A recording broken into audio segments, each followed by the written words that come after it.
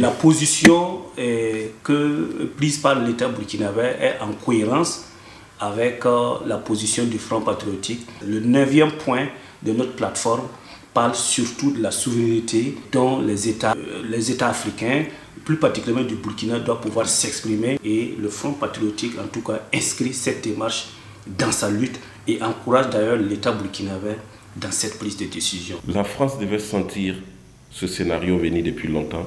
Et on l'a toujours dit, et les gens ont coutume de dire que le Mali c'est le laboratoire à ciel ouvert du Burkina. Ce qui se passe au Mali, il faut s'attendre à ce que ça se répète au Burkina Faso. Sauf qu'au Burkina, il y a encore de la flexibilité, il y a la souplesse, il y a ce cadre d'échange qui est donné avec la France.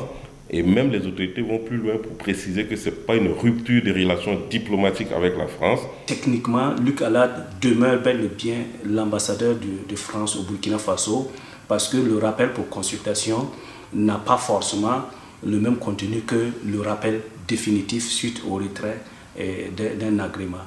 Donc c'est un épisode qui va suivre son cours.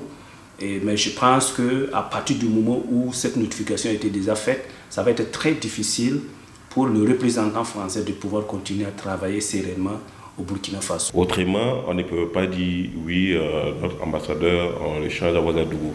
Donc il faut trouver une porte de sortie, une sortie honorable pour l'ambassadeur en disant qu'on l'appelle pour consultation. C'est un langage diplomatique, c'est vrai que ça arrive par un moment où on appelle l'ambassadeur pour consultation et puis il repart encore à son poste pour reprendre son activité.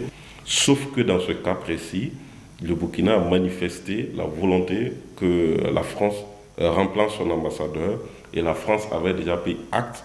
Et je suis persuadé que ce rappel pour consultation-là va aboutir à un changement, à un remplacement de l'ambassadeur français au Burkina Faso.